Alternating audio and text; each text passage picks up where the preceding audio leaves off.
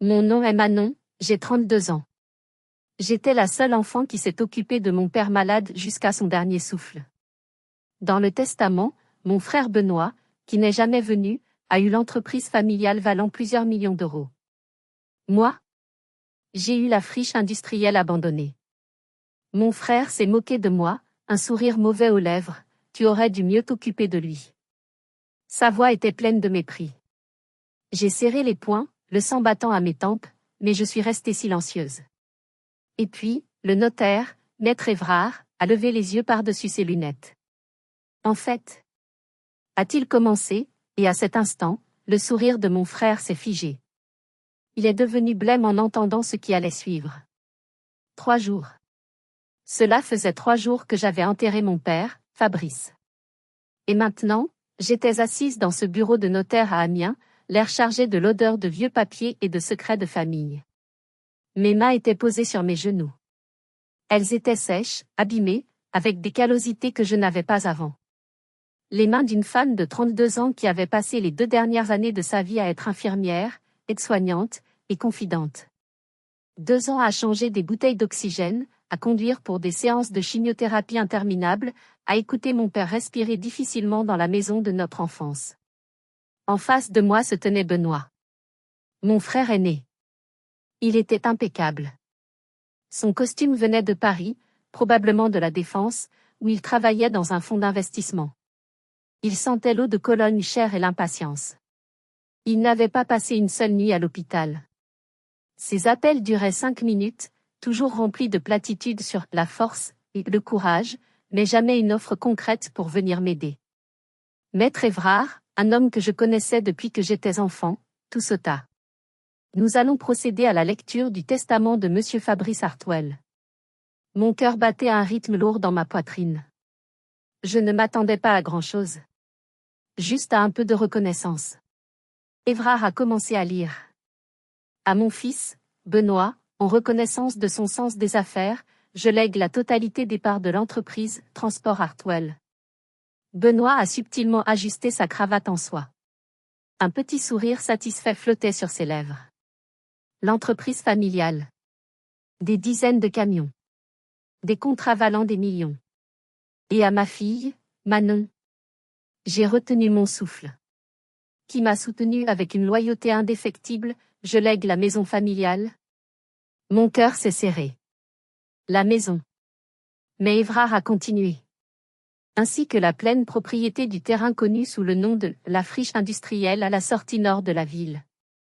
Le silence est tombé. La friche. Ce terrain vague pollué que mon père avait acheté il y a 20 ans sur un coup de tête. Un terrain qui ne valait rien. Un passif.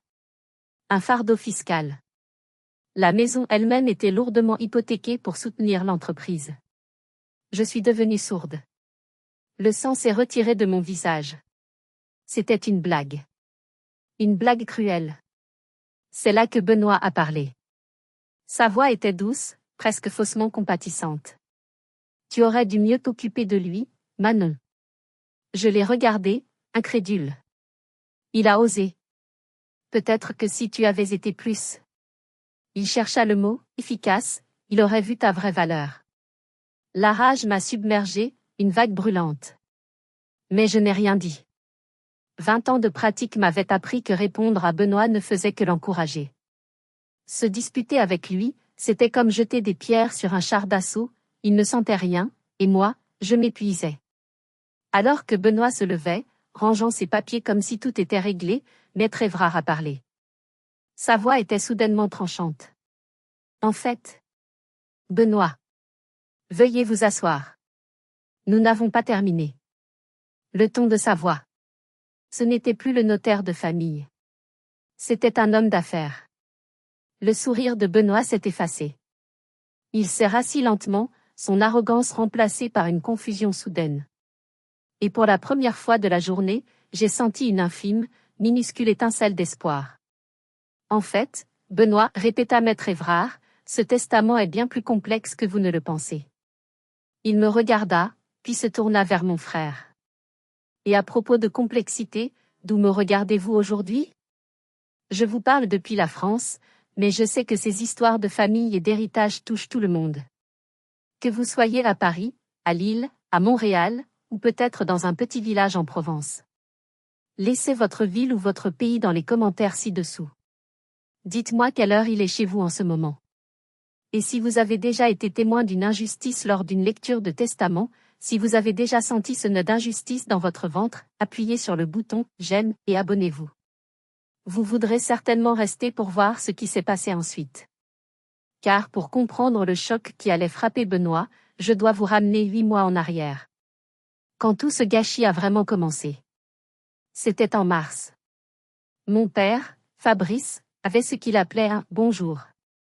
Cela signifiait qu'il pouvait s'asseoir dans son fauteuil sans mon aide et qu'il avait assez d'appétit pour finir un bol de soupe. Je l'ai trouvé dans son bureau. La pièce sentait le médicament et le vieux papier. Il fixait une pile de documents juridiques.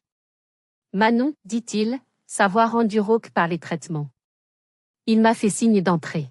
« Assieds-toi, ma chérie. » J'ai pris la vieille chaise en bois. Il a tendu sa main, qui n'était plus que peau et os, et a attrapé la mienne. « Je sais ce que tu as abandonné pour moi, dit-il. Ton poste à Lille. Ta vie. Je suis si fière de toi. » Des larmes me sont montées aux yeux. « Papa, ne dis pas ça. Laisse-moi finir. » Son regard est devenu dur. « Benoît, il est intelligent, mais il est aveuglé. Aveuglé par l'arrogance de Paris, par cet argent facile. Il pense qu'il sait tout. Il pense que cette entreprise lui revient de droit. Il a été pris d'une quinte de tout qui a secoué son corps frêle. Je lui ai donné son verre d'eau. Il a bu une gorgée, reprenant son souffle. « Il y a quelque chose que je dois te dire, Manon. Une chose, compliquée. Sur les finances. » Il a jeté un regard inquiet vers la porte, comme si Benoît pouvait apparaître. « Je ne peux pas tout te dire maintenant. Mais tu dois me promettre quelque chose. Tout ce que tu veux, papa. Quand je serai parti, quoi qu'il arrive. » Benoît va vouloir tout contrôler. Il va vouloir prendre des décisions rapides. Promets-moi que tu ne signeras rien, que tu n'accepteras rien de ce qu'il propose concernant les actifs, surtout la friche, avant d'avoir parlé à Maître Évrard. Seul à seul. Compris? La friche? Ce terrain sans valeur? J'étais confuse. Papa, pourquoi? Promets-le-moi, Manon. Évrard a tous les documents. Il saura quoi faire. Ne fais pas confiance aux promesses faciles. Fais confiance à Évrard. Au même moment, nous avons entendu le bruit d'un taxi qui s'arrêtait devant la maison. Benoît ne conduisait jamais sa propre voiture pour venir nous voir, il prenait le TGV de Paris, puis un taxi depuis la gare d'Amiens. Sa visite trimestrielle de 30 minutes. Mon père a rapidement glissé les documents dans une grande enveloppe brune. « Promets-le-moi, insista-t-il, l'urgence dans la voix. « Je te le promets, papa. » Benoît est entré, sentant l'eau de Cologne, parlant déjà de ses récents succès à la défense. La conversation était terminée. 2 semaines plus tard, mon père est parti. J'ai tenu sa main jusqu'à la fin. J'avais fait une promesse. À l'époque, je pensais qu'il s'inquiétait que Benoît brade la vieille maison ou vende le terrain pour quelques milliers d'euros. Je n'avais aucune idée qu'il essayait, depuis sa tombe, de nous protéger d'un prédateur que Benoît avait déjà invité chez nous. Les funérailles étaient exactement ce que Benoît voulait, et tout ce que mon père aurait détesté. C'était un spectacle. Benoît avait affrété un service de traiteur haut de gamme. Il y avait des compositions florales extravagantes qui semblaient coûter plus cher que ce que je gagnais en un mois quand je travaillais encore. Et puis il y avait les invités. Bien sûr, nos voisins étaient là, les quelques amis de papa. Mais ils étaient noyés dans une mer de costumes sombres et de visages inconnus. Les associés de Benoît, venus de Paris. Des gens qui n'avaient jamais rencontré mon père, mais qui voyaient une opportunité de réseautage, même devant un cercueil ouvert. J'ai vu Benoît travailler la foule. Il serrait des mains, donnait des tapes dans le dos, échangeait même des cartes de visite. Il riait. À l'enterrement de son propre père, il riait. Moi, je me tenais dans un coin de la salle de réception, vêtue de la seule robe noire que je possédais, me sentant comme une étrangère. Les gens me lançaient des regards pleins de pitié. Quelques associés de Benoît sont venus me voir, me donnant des tapes condescendantes sur l'épaule. « C'est si noble ce que vous avez fait, » disait l'un. « Restez ici pour l'aider. » Comme si j'avais raté ma vie. Puis je l'ai entendu. La voix de Benoît, parlant à une femme blonde dans une robe de créateur. « Pauvre Manon, » disait-il, assez fort pour que je l'entende. Elle a toujours été la sensible de la famille. Pas beaucoup d'ambition, tu sais, mais elle a un bon cœur. Pas d'ambition. Bon cœur. Il a dit « bon cœur » comme si c'était une maladie chronique, une faiblesse incurable. La colère m'a envahie, froide et silencieuse. Pas d'ambition. J'avais géré une chaîne logistique complexe pour une multinationale à Lille. J'avais une équipe sous mes ordres. J'avais abandonné cette carrière, cette ambition, pour venir ici et gérer le calendrier de prise de médicaments de mon père, pour lui tenir la main quand il avait peur la nuit. Et pour Benoît, ce sacrifice était la preuve de mon échec. Je me suis échappée dans la cuisine. Je fixais l'évier rempli de verre à vin sale, essayant de respirer. C'est là que Madame Hélène, notre voisine depuis 30 ans, m'a trouvée. Elle a vu les larmes que je refusais de laisser couler. Elle m'a prise dans ses bras. Elle sentait la poudre de riz et la gentillesse. « Ne l'écoute pas, Manon, » a-t-elle murmuré, comme si elle avait lu dans mes pensées. « N'écoute pas cet imbécile. » Elle s'est écartée. « Ton père, il a parlé à mon mari la semaine dernière. Tu sais ce qu'il a dit ? Il a dit, Manon a la tête froide. Elle est bien plus forte que Benoît, parce elle sait ce qui est important. Il a dit que tu avais la sagesse, point. La sagesse. Ce mot. Il résonnait en moi. Cette nuit-là, la maison était enfin silencieuse. Benoît était reparti dans son hôtel 4 étoiles. Je ne peux pas dormir ici, Manon, avait-il dit. Trop de souvenirs, j'ai besoin d'une bonne nuit de sommeil avant la lecture du testament. J'étais seule dans le salon, entourée par les fantômes de ma vie. Les paroles de Madame Hélène se mêlaient à la promesse que j'avais faite à mon père. La sagesse. Parla Évrard. Il était 1h du matin. J'ai pris mon téléphone. J'ai trouvé le numéro de Maître Évrard dans le répertoire de mon père. Mes doigts tremblaient. J'ai envoyé un SMS. Maître Évrard, c'est Manon Hartwell. Mon père m'a dit de vous contacter avant toute chose. Je suis inquiète. La réponse est venue en moins d'1 minute. Elle m'a glacé le sang. Manon. J'attendais votre appel. Ne vous inquiétez pas, tout est sous contrôle. Venez à mon bureau demain à 14h. Seul. Il y a des choses cruciales que Benoît ne doit absolument pas entendre. Le lendemain, à 14h précise, j'étais assise dans le bureau de Maître Évrard. Le même bureau où mon père avait signé tant de documents. L'atmosphère était lourde. Manon, commença-t-il, joignant ses mains sur son bureau. Je vais être direct. Votre père était un homme prudent. Et il était très inquiet. Inquiet à propos de Benoît ? En partie. Il était inquiet parce que Benoît est, disons, faible face à la flatterie. Et quelqu'un en a profité. Mon cœur s'est mis à battre plus vite. De quoi parlez-vous ? Maître Évrard a sorti un dossier épais. Il y a 4 ans, votre père a découvert qu'Arnaud Giraud, son associé de l'époque, volait l'entreprise. Systématiquement. Arnaud ? Je me souvenais de lui. Un homme charmant, toujours un cigare à la main, qui avait pris sa retraite anticipée il y a quelques années. Volait ? Mon cerveau d'ancienne gestionnaire de chaîne logistique s'est mis en marche. J'ai posé les questions que mon père m'avait appris à poser. Comment ? Quelle était la faille ? Des factures ? Des comptes offshore ? Évrard a semblé surpris par ma précision. Exactement. Des factures doublées. Une société écran basée à l'étranger pour de faux services d'entretien de la flotte de camions. C'était sophistiqué. Au total, Arnaud a détourné près de 800 000 € sur 3 ans. 800 000. J'étais abasourdi. Et papa, qu'a-t-il fait ? Pourquoi n'est-il pas en prison ? Parce qu'Arnaud l'a menacé. Menacé? Physiquement? Pire. Évrard s'est renfrogné. Arnaud est un manipulateur. Il a menacé de contacter Benoît. Il allait dire à Benoît que votre père était un dinosaure, qu'il gérait mal l'entreprise et qu'il cachait des actifs à ses propres enfants. Arnaud savait que Benoît, avec son arrogance parisienne, boirait ses paroles. Il aurait monté votre frère contre votre père. J'ai senti une nausée monter. Alors, votre père a payé, continua Évrard. Il a fait un choix terrible. Il a racheté les parts d'Arnaud à un prix exorbitant pour le faire taire. Il a dû contracter un prêt important, garanti par l'entreprise et la maison. Il a sacrifié la santé financière de l'entreprise pour protéger l'unité, ou du moins l'illusion d'unité, de sa famille.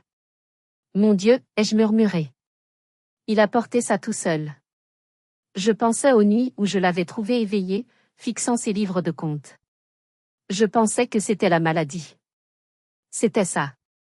Il a protégé Benoît de la vérité, dit Évrard. Mais ce n'est pas tout, Manon. La raison pour laquelle votre père a pu faire chanter Arnaud en retour, la raison pour laquelle Arnaud a accepté de partir sans tout faire exploser, c'est parce que votre père avait quelque chose qu'Arnaud ne connaissait pas. Il a glissé le dossier sur le bureau vers moi. Un levier. Un secret. Il a tapoté le dossier. Tout est lié à la friche. Ce terrain sans valeur. Sauf qu'il n'est pas sans valeur. Mon regard s'est fixé sur le dossier. La friche? Qu'est-ce que ce terrain vague avait à voir avec un chantage et 800 000 € détournés? J'avais l'impression de tomber dans un trou sans fond, et je n'avais encore rien vu. Maître Évrard a ouvert le second dossier. Il portait le logo d'une entreprise dont je n'avais jamais entendu parler, Géoterre Solutions, ou GTS. La friche n'est pas un simple terrain vague, Manon, dit-il. Il y a 15 ans, votre père, dans un élan de prescience, ou peut-être juste de chance, a signé un bail d'exploration à long terme avec GTS. C'était une petite société d'ingénierie géologique. Il cherchait quoi? Du pétrole à Amiens, ai-je ironisé, nerveusement. Non. Il cherchait de la chaleur. De l'énergie géothermique. Il a sorti un rapport. C'était épais, rempli de graphiques et de données sismiques que je ne comprenais pas. Pendant des années, ils n'ont rien trouvé de significatif. Le bail couvrait à peine les impôts fonciers. Mais il y a 3 mois, ils ont fait une découverte majeure. Il a tourné une page et m'a montré une carte thermique. Notre terrain, la friche, était marqué d'un immense cercle rouge vif. Ils ont trouvé l'une des sources géothermiques à haut potentiel les plus importantes du nord de la France, dit Évrard, sa voix basse. Assez pour alimenter une petite ville. Durable, propre. C'est le jackpot énergétique. Il a sorti une lettre finale. Une offre officielle. GTS veut acheter le terrain et les droits d'exploitation exclusifs, dit-il. Il a ajusté ses lunettes et m'a regardé droit dans les yeux. Ils offrent un paiement initial de 45 millions d'euros. Plus des redevances, royalties, sur la production d'énergie pour les 25 prochaines années. 45 millions. Le chiffre a explosé dans mon cerveau. J'ai cessé de respirer. 45 millions d'euros. Je n'entendais plus rien, sauf le sifflement de mon propre sang dans mes oreilles. Je pensais au manteau usé de mon père. À sa vieille camionnette qui avait 15 ans. Au prêt qu'il avait contracté pour payer un criminel. Il était assis sur une mine d'or et vivait comme un pauvre. Votre père était au courant de cette offre, continua doucement Évrard. C'est pour cela qu'il a modifié son testament il y a 6 mois. Il savait que Benoît, s'il apprenait cela, prendrait les 45 millions, les flamberait en 5 ans dans des investissements parisiens risqués, et tout serait perdu. Il s'est penché en avant. Il vous faisait confiance, Manon. Vous, qui avez abandonné votre carrière pour prendre soin de lui. Il savait que vous comprendriez la valeur de la stabilité à long terme. La valeur des redevances, qui pourraient sécuriser notre famille pour des générations. Avez-vous déjà découvert que tout ce que vous pensiez savoir sur votre famille, sur votre situation financière, n'était qu'un mensonge? Juste la surface d'une histoire bien plus profonde et compliquée? Partagez vos pensées dans les commentaires ci-dessous. J'étais riche. Du moins, sur le papier. Mais je me sentais juste malade. Alors, c'est pour ça, ai-je murmuré. C'est pour ça que la lecture du testament est si étrange. Exactement, dit Évrard. Le testament est conçu pour donner à Benoît ce qu'il pense vouloir l'entreprise mais avec des restrictions pour l'empêcher de la détruire. Et il vous donne, à vous, ce qu'il pense être sans valeur, mais qui est en fait la véritable fortune. C'était brillant. Et terrifiant. Mais il y a un dernier problème, ajouta Évrard, son visage redevenant grave. La raison pour laquelle nous avons cette réunion aujourd'hui, avant la lecture officielle de demain. Il prit une profonde inspiration. Arnaud Giraud. Il est revenu. Et il a été en contact avec Benoît. Mon estomac s'est noué. Le prédateur était de retour. Et il ne savait même pas ce qu'il y avait sous la friche. Ou peut-être que si. Nous sommes revenus au présent. Le bureau du notaire. Le silence tendu après qu'Évrard ait dit « Nous n'avons pas terminé ». Benoît, remis de sa surprise initiale, a retrouvé son arrogance. Il a ri, un rire sec et désagréable. « Qu'est-ce que c'est, maître ? Un codicile de dernière minute ? Une vieille facture que Manon doit payer pour le terrain vague ? » Puis son expression s'est durcie. Il a regardé Évrard, puis moi. « En fait, je suis content que vous souleviez un point. J'ai parlé à mes avocats à Paris ce matin. Nous avons de sérieuses raisons de croire que ce testament, le dernier, a été signé alors que mon père n'était plus lucide. » Mon sang s'est glacé. Il était sous morphine, continua Benoît, sa voix montant. Il était confus. Et il est évident que Manon, étant la seule présente. Il n'a pas fini sa phrase, mais l'insinuation était claire. Que je l'avais manipulé. Il essayait de dire que mon père était fou. Il essayait de dire que mes 2 années de soins infirmiers n'étaient rien d'autre qu'une longue manipulation pour voler l'héritage. Que feriez-vous à ma place ? Comment réagiriez-vous si votre propre frère, celui qui n'a jamais été là, tentait non seulement de vous voler, mais aussi de salir la mémoire de votre père et d'effacer vos sacrifices ? Dites-le moi dans les commentaires. J'ai senti la rage monter, si forte que j'en tremblais. J'allais parler, j'allais hurler. Mais maître Évrard a levé la main. Fabrice avait anticipé cela, dit-il calmement. Il a sorti un document d'un tiroir verrouillé. Ceci est une évaluation psychiatrique indépendante, demandée par votre père et menée par le docteur Léger, un expert agréé par les tribunaux, il y a 4 mois. Bien après la signature du testament. Il l'a fait glisser sur le bureau. Les conclusions sont claires. Fabrice Hartwell était d'une lucidité parfaite, comprenait la totalité de ses actifs, et n'était sous l'influence d'aucune partie. Benoît a regardé le document comme si c'était un serpent. Et, continua Évrard, parce qu'il vous connaissait, Benoît, il a laissé ceci. Il a sorti un petit enregistreur vocal numérique. Il a fait une déclaration sous serment, enregistrée ici, expliquant les raisons exactes de chaque changement dans son testament. Il voulait que vous l'entendiez de sa propre voix. Le visage de Benoît est devenu gris. Vous n'avez pas le droit. Oh, si, dit Évrard. Il l'a expressément demandé. Il appuya sur « Play ». La voix de mon père a rempli la pièce. Faible, rauque, mais indubitablement lui. Moi, Fabrice Hartwell. Je suis saint d'esprit. Je modifie ce testament pour une raison principale. Il y eut une pause, une respiration sifflante. J'ai découvert que mon fils, Benoît Hartwell, est activement en contact, et reçoit de l'argent, d'un homme nommé Arnaud Giraud. Benoît a cessé de respirer. Quoi ? Arnaud Giraud, continua la voix de mon père, est l'homme qui a failli détruire mon entreprise en détournant près de 800 000 €. L'horreur sur le visage de Benoît était presque satisfaisante à regarder. Il était piégé. Mon père l'avait piégé depuis l'au-delà. L'enregistrement s'est poursuivi. La voix de mon père, fatiguée mais précise, expliquait comment Arnaud avait approché Benoît 1 an plus tôt. Il lui avait raconté une histoire inventée, celle d'un vieil associé injustement évincé par un partenaire vieillissant et dépassé. Benoît, dit la voix de mon père, pleine d'une tristesse infinie, a cru chaque mot. Parce qu'Arnaud lui disait ce qu'il voulait entendre, que c'était lui, le jeune loup de Paris, qui aurait dû diriger, pas le vieux dinosaure d'Amiens. Maître Évrard a appuyé sur pause. La seule chose qu'on entendait était la respiration haletante de Benoît. Ce n'est pas tout, Benoît, dit Évrard, sa voix ne montrant aucune pitié. Arnaud ne s'est pas contenté de flatter votre ego. Il vous a offert un contrat de consultation pour que vous lui donniez des informations sur la santé financière de l'entreprise. Évrard a sorti une pile de relevés bancaires.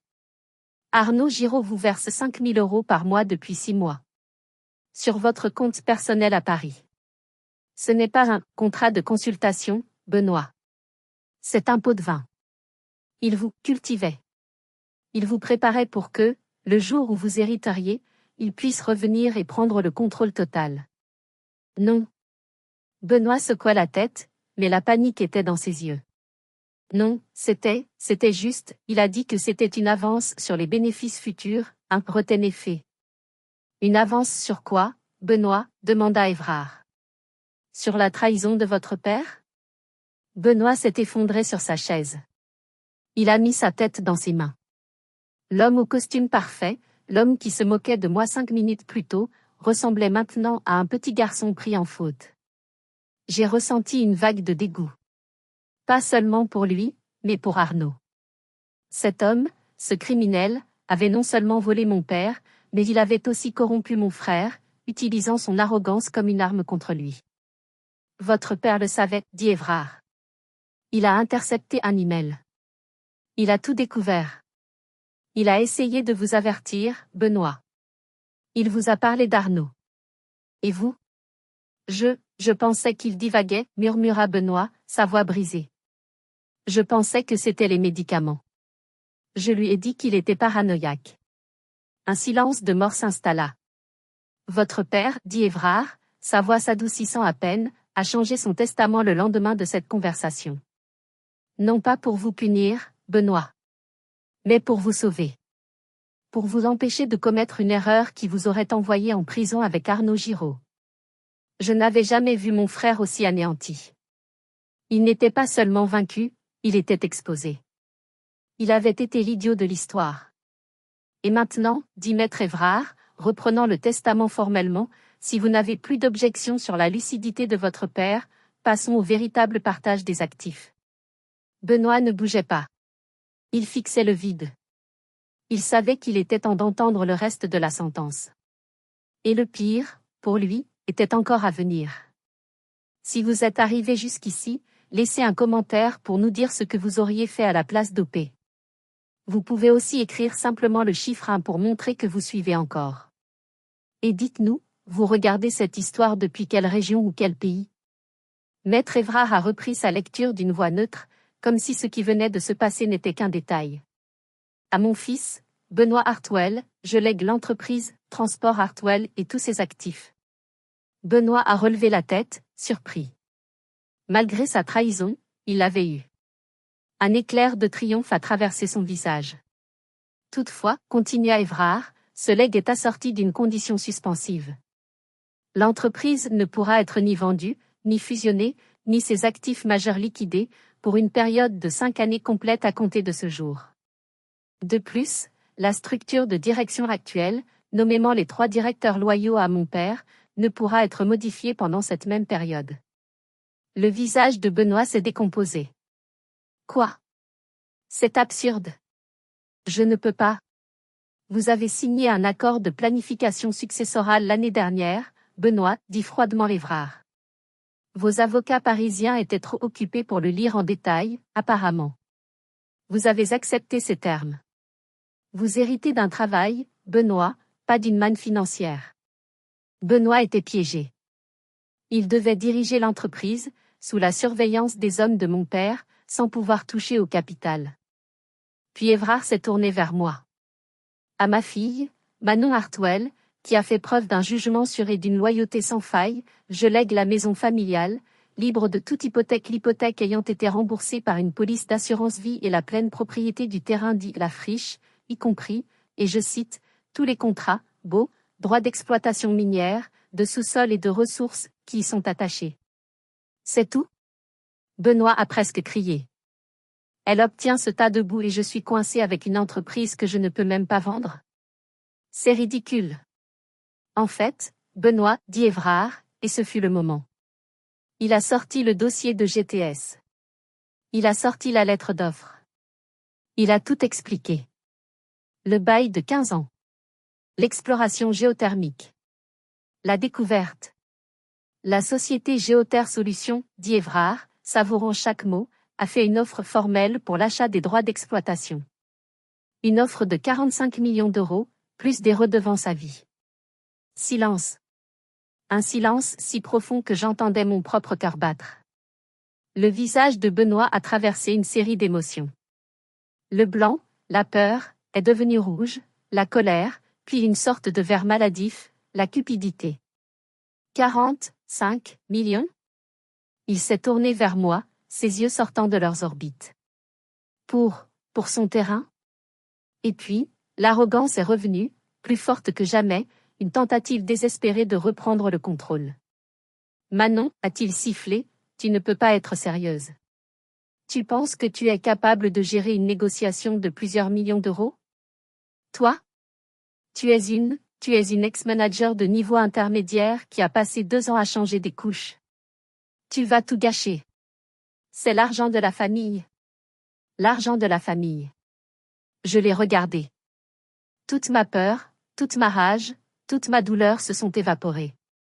Il ne restait qu'un calme glacial.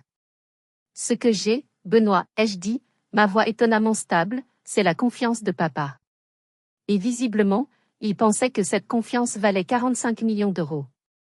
Plus que la tienne. Il est resté bouche bée. Il n'avait plus rien à dire.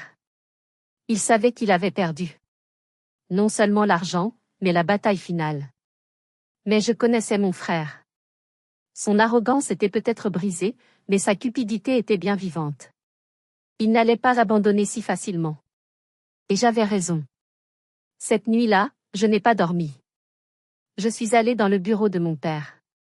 J'ai ouvert le vieux coffre-fort mural caché derrière un tableau, en utilisant la date de naissance de ma mère comme combinaison, comme il me l'avait dit. À l'intérieur, il y avait une seule enveloppe. Avec mon nom. Manon. Mes mains tremblaient en l'ouvrant. C'était l'écriture de mon père, rendue tremblante par la maladie. Ma très chère Manon. Si tu lis ceci, c'est que la lecture du testament s'est passée comme je le craignais. Benoît doit être furieux, et toi, tu dois être sous le choc. Je veux que tu saches que ma décision ne concernait pas l'amour. Je vous aime tous les deux. Elle concernait la confiance. Benoît est brillant, mais il est impatient. Il voit l'argent comme un outil pour gagner plus d'argent, rapidement. Si je lui avais laissé les droits de la friche, il aurait pris les 45 millions et les aurait investis dans ses combines parisiennes. En 5 ans, tout aurait disparu. Toi, ma chérie, toi qui as abandonné ta vie pour t'asseoir avec moi. Tu comprends la valeur du long terme. Tu comprends ce que signifie passer. Cet argent, les redevances, assurera la sécurité de notre famille pour toujours. Si tu le gères. Mais il y a le problème d'Arnaud. Cet homme est un serpent. Il ne s'intéresse pas seulement à l'entreprise. Il manipule Benoît. J'ai découvert leur plan. Benoît devait hériter, déclarer l'entreprise en difficulté, licencier mes fidèles directeurs, et Arnaud serait revenu en tant que sauveur, un investisseur, qui aurait racheté l'entreprise pour une bouchée de pain, en utilisant Benoît comme marionnette. J'ai empêché cela. Mais sois prudente, Manon. Arnaud est dangereux parce qu'il est désespéré. Et maintenant, Benoît est aussi désespéré. Je te fais confiance. Papa. J'ai replié la lettre, le cœur lourd.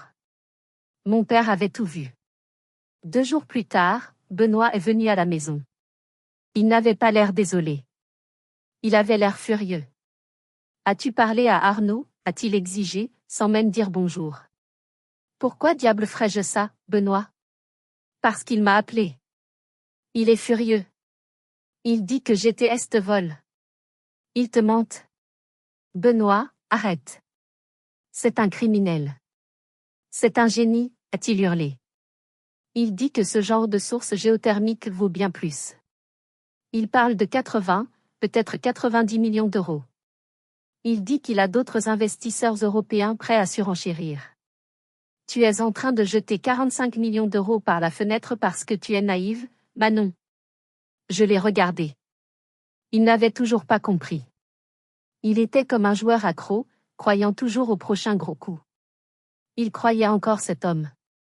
Mon cerveau d'ancienne gestionnaire s'est mis en marche. C'était une tactique. Arnaud ne pouvait pas m'attaquer, alors il utilisait Benoît pour me déstabiliser. C'était une attaque hostile. Arnaud n'essayait pas de m'aider, il essayait de faire capoter l'accord avec GTS pour pouvoir entrer dans le jeu. Sors d'ici, Benoît, ai-je dit, ma voix glaciale. Mais Manon, c'est notre argent. Sors. Il est parti en claquant la porte. J'ai tremblé, mais pas de peur. De colère. J'ai attrapé mon téléphone. J'ai appelé Maître Évrard.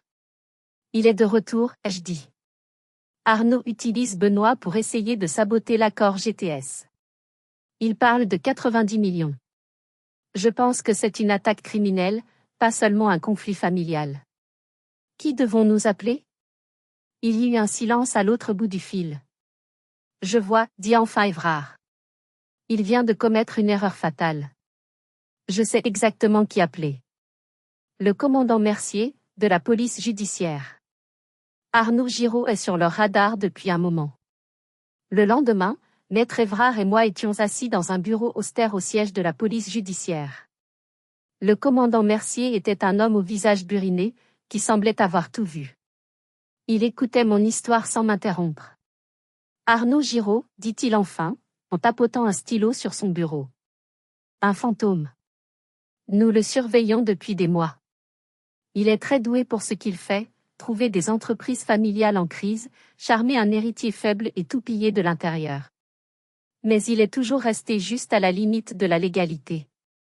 Des conseils en affaires qui tournent mal. C'est difficile à prouver.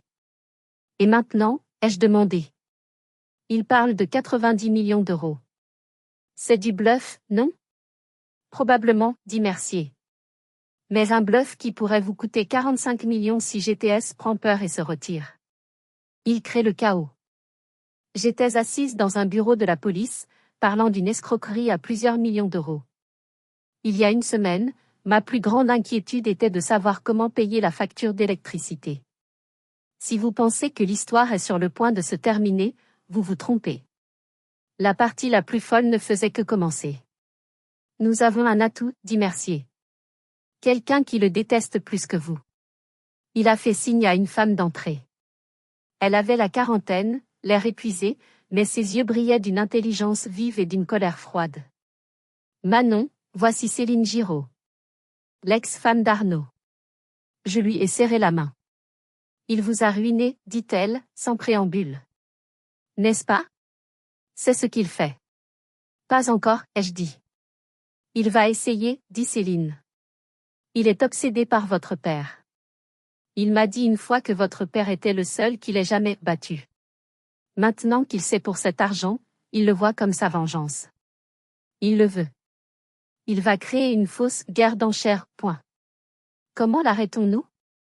On le laisse faire, dit Céline, un sourire mauvais aux lèvres. On le laisse monter son arnaque. Il va utiliser une société écran, probablement basée au Luxembourg ou en Suisse. Il va créer de faux documents, une fausse offre. Il va vous les présenter comme une alternative légitime. Et c'est là qu'on le coince, dit Mercier. L'utilisation de faux documents pour interférer dans une transaction commerciale, c'est une fraude avérée. C'est criminel. Mon cerveau s'est mis en marche. C'était un piège. Que voulez-vous que je fasse? Dites à votre frère que vous êtes intéressé, dit Céline. Dites-lui que vous voulez voir cette offre de 90 millions. Demandez-lui qu'Arnaud vous envoie les documents officiels. Demandez une réunion. J'ai hoché la tête. Ce soir-là, j'ai appelé Benoît. Tu avais raison, ai-je dit, essayant de paraître hésitante. J'ai réfléchi. 90 millions, c'est énorme. Si Arnaud est sérieux, je veux voir les papiers. Dis-lui d'envoyer une offre formelle à Maître Évrard. Benoît était aux anges. Je le savais. Je le savais. Tu vois, Manon. On va être riche. Je vais l'appeler tout de suite. Il a raccroché. Il ne savait pas qu'il venait de servir de déclencheur. Il ne savait pas qu'il venait d'aider à armer le piège parfait contre son propre maître. L'appât était lancé. Une semaine plus tard. Le jour J. Nous étions dans la grande salle de conférence de Maître Évrard. D'un côté de la table, Madame Valérie Dupont de GTS et son équipe juridique, prêts à signer l'accord de 45 millions d'euros. De l'autre côté, moi-même et Évrard. L'ambiance était tendue, mais professionnelle. Bien, si tout est en ordre, commença Madame Dupont, ouvrant son stylo. À cet instant précis, les portes de la salle de conférence se sont ouvertes à la volée. Benoît est entré, le visage rouge de triomphe. Arrêtez. Ne signez rien. Il n'était pas seul. Derrière lui, souriant comme un requin, se tenait Arnaud Giraud. Il tenait une mallette en cuir coûteuse. Bonjour, Manon. Madame Dupont, dit Arnaud de sa voix mielleuse. Je suis Arnaud Giraud, président d'Euroterra Capital. Je suis ravi d'arriver à temps pour vous empêcher de commettre une terrible erreur de 45 millions d'euros. Madame Dupont, GTS, le regardait, stupéfaite. Benoît jubilait. Tu vois, Manon. Je t'avais dit. Arnaud a ouvert sa mallette et a sorti un dossier épais, relié en cuir. Euroterra Capital, un consortium d'investissement énergétique européen de premier plan, dit-il en le posant sur la table. Nous sommes préparés à offrir 90 millions d'euros. Ici et maintenant.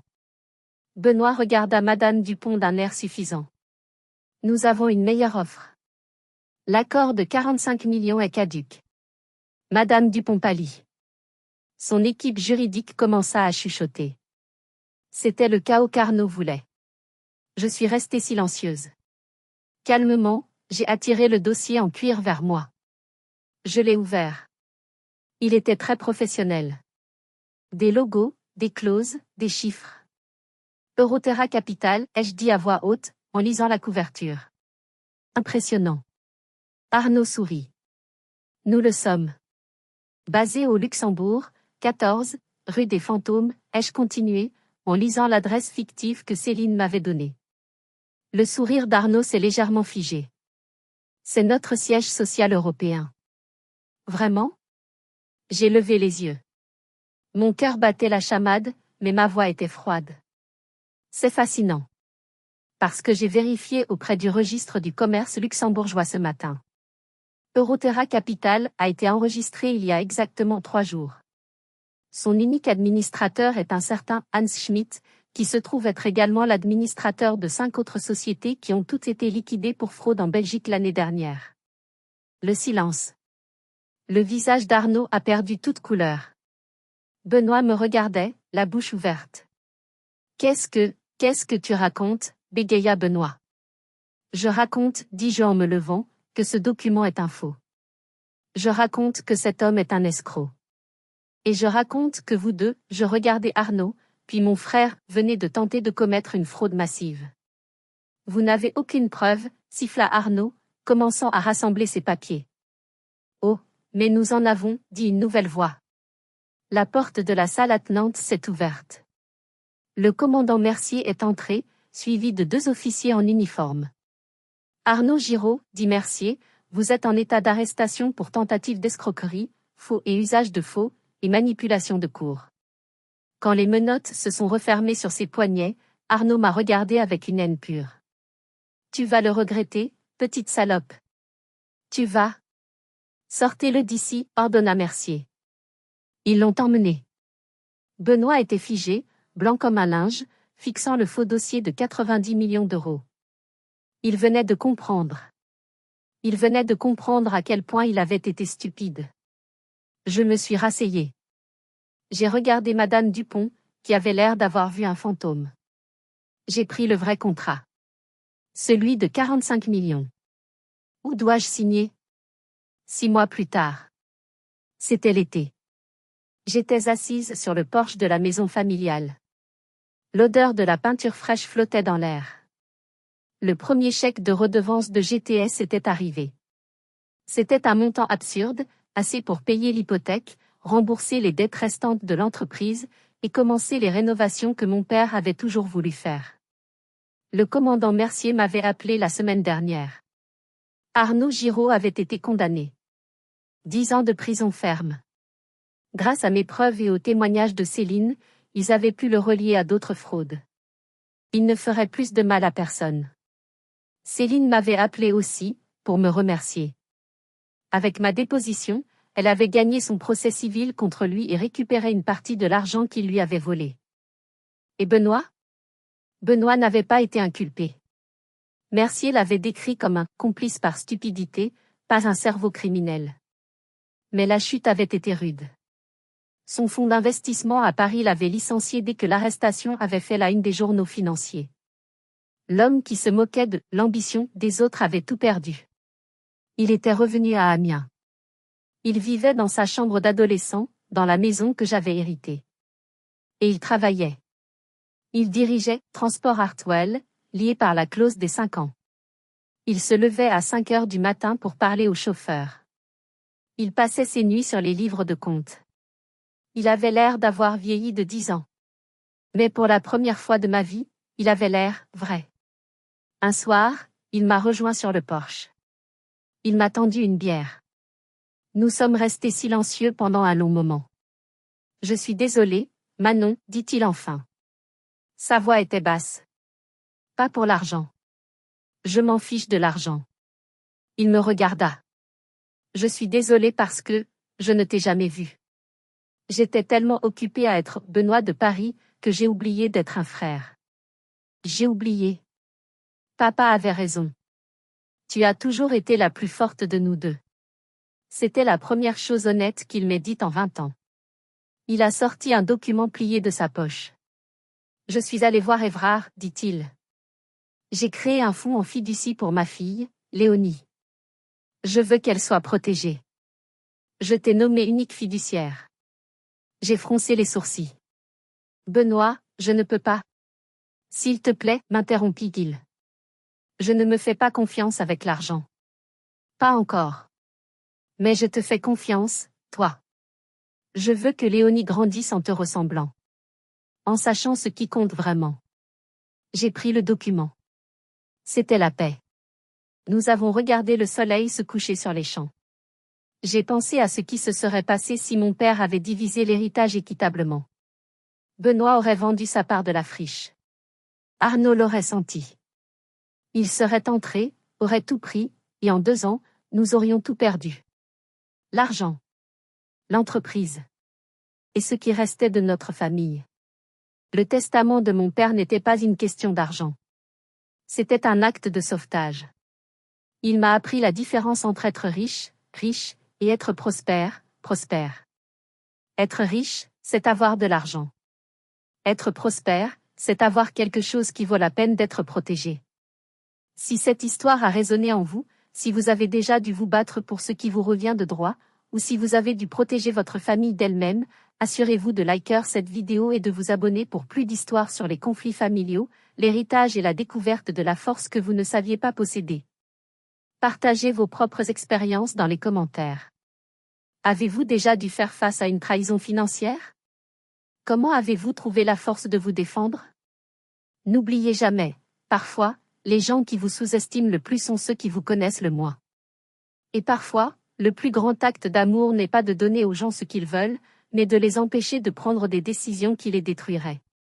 Quant à moi, la friche industrielle est maintenant un champ de panneaux solaires et de puits géothermiques, fournissant de l'énergie propre à la région. Et parfois, ce terrain vague que tout le monde méprisait s'avère être la seule chose capable de purifier et de sauver toute une famille.